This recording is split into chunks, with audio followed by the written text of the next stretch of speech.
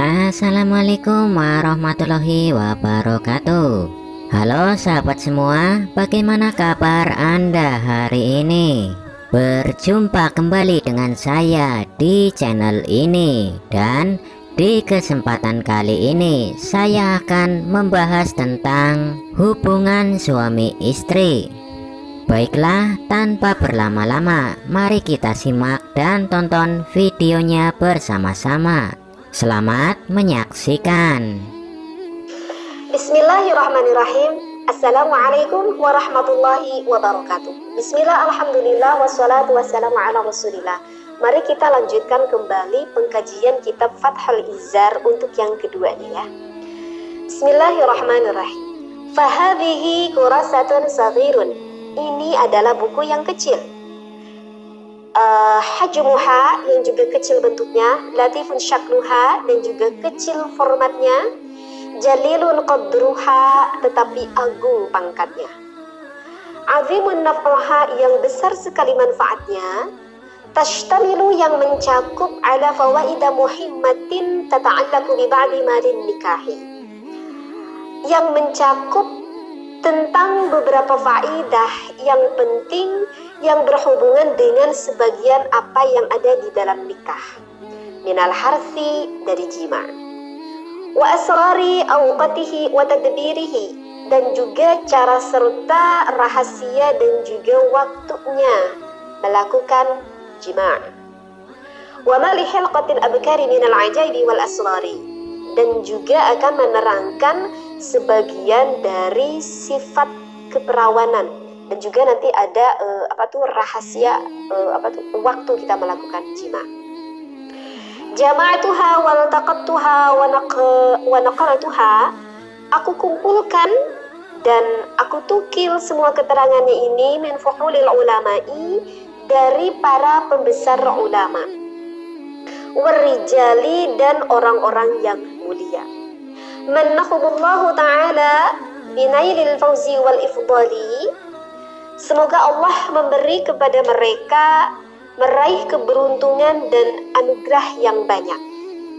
Wasamaituha, dan aku beri nama buku ini bifathil izari, dengan nama Fathul Izar, artinya adalah membuka sarung. Fi kashfil asraril awqatil harsi, dalam menyingkap beberapa rahasia waktu kita melakukan jima, wahilqatil abkari, dan penciptaan perawan. Wallahu ta'ala, dan hanya kepada Allah ta'ala, nas'alu, aku meminta, kata yang mengarang ini kitab ya, ayyaj'alaha, semoga dijadikan kitab ini nafi'atan, buku yang bermanfaat, lana, untukku, wal ikhwani dal muslimina, dan juga untuk saudara-saudaraku umat Islam. Wa yaj'alaha, dan dijadikannya kitab ini dakhiratan lana, sebagai simpanan yang baik untukku, wali walidina, dan juga kedua orang tuaku, yauma la yanfa'u malun wala banunun, di mana pada hari itu tidaklah berguna harta dan juga anak, illa man atallahu biqalbin salimin, kecuali orang-orang yang datang kepada Allah dengan hati yang bersih, yang selamat ya. Min afatil qalbi, dari segala penyakit hati, wasu'idz dzununi, dan juga buruk berprasangka kepada Allah. Nah, mungkin itu kitab yang saya baca lughawiyah, maka akan saya sedikit diterangkan apa yang sudah saya bacakan sana. Fahadhihi kurasatun saghirun, kata yang mengarang ini kitab, siapakah yang mengarang ini kitab? Yang mengarang ini kitab ini adalah ulama dari Pasuruan ya. Jadi yang mengarang ini kitab itu asli ulama dari Indonesia, yaitu karangan oleh Kiai Haji Abdullah Fauzi. Menurut beliau ini merupakan kurasah yang kecil ya, buku ataupun kitab yang sangat kecil sekali. Bisa kita lihat ini kecil sekali ya, bahkan cuman hanya ada sampai 16 halaman saja. Tetapi jangan dikira walaupun ini kitab yang kecil ataupun buku yang kecil, tetapi ini azimun naf'uha, tetapi ini besar sekali manfaatnya bagi kita, terutama bagi suami istri yang sudah melakukan menikah, gitu ya. Ya jelas ya, suami istri sudah menikah. Kenapa? Karena kitab ini nanti tashtamilu akan lebih spesifik membahas minal harzi dari apa ya? Dari jima. Kalau yang nggak ngerti jima itu apa ya? Arti dari jima itu adalah berhubungan intim. Jadi kitab ini nanti akan lebih spesifik membahas tentang berhubungan intim, waktunya yang baik, dan adakah gerakan-gerakan yang gimana gitu ya, yang berhubungan ataupun yang dikaji di dalam agama, sehingga jangan sampai nanti kita melenceng keluar dari agama seperti itu. Nah, jadi memang kitab ini sih lebih spesifik ke sananya aja gitu. Jadi nanti kitab ini tidak terlalu luas di dalam pembahasannya. Seperti namanya juga kan saghirun, buku yang sangat kecil. Jadi walaupun kecil ini sangat besar sekali manfaatnya. Kemudian apakah boleh bagi kita misalkan para gadis ataupun para pemuda yang belum menikah untuk mengkaji kitab ini? Maka jawabnya menurut saya boleh sekali, ya. Boleh sekali selama para pemuda ataupun para gadis yang sudah cukup umur dewasa untuk memahami akan ilmu ini, gitu ya. Karena ilmu yang diwajibkan itu adalah ilmu hal. Misalkan contoh gini deh, kalau nggak ngerti, misalkan kita itu nggak ngerti akan ilmu yang berhubungan tentang bab haji, misalkan. Apakah kita berdosa karena kita itu nggak ngerti ilmu yang berhubungan tentang bab haji? Selama kita belum melakukan haji, kita nggak berdosa. Kita nggak mengerti akan ilmu tentang bab haji tersebut, begitu. Tetapi jika misalkan kita akan berangkat melakukan ibadah haji, tentu kan kita melakukan ibadah hajinya itu harus sesuai dengan ilmu yang telah ditentukan oleh Allah dan juga Rasulullah SAW. Kan nggak mungkin juga kita berangkat haji, kita di pesawat terbang baru kita mengkaji akan ilmu yang berhubungan tentang bab haji.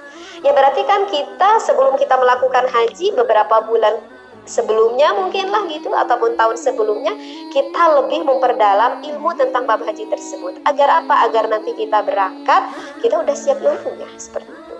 Jadi untuk para pemuda, untuk para gadis, boleh kita mengkaji ini selama dia sudah dewasa untuk memahami ilmu ini, ya baik-baik saja menurut saya, agar nanti ketika para pemuda dan gadis tersebut menikah, dia tuh udah siap.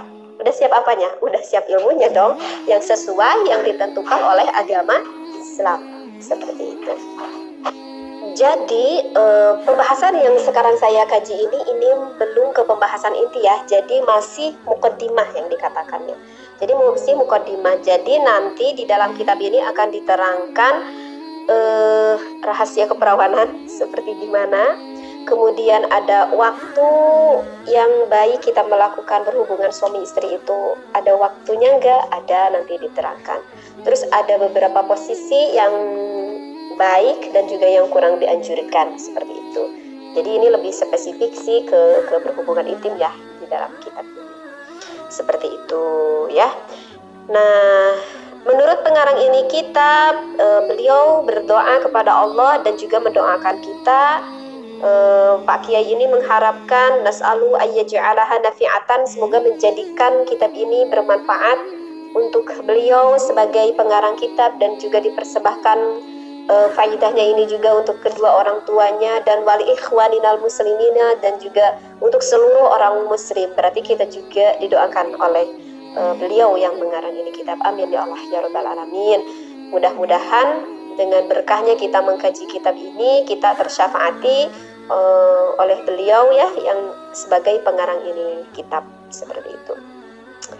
Yang mana kita itu yauman la yanfa'u malun wala banunun, yang mana tidak akan ada kemanfaatan baik harta baik anak sekalipun. Kapan tidak akan ada manfaat harta dan anak sekalipun? Yaitu ya jelas itu yaumul qiyamah, yaitu pada hari kiamat.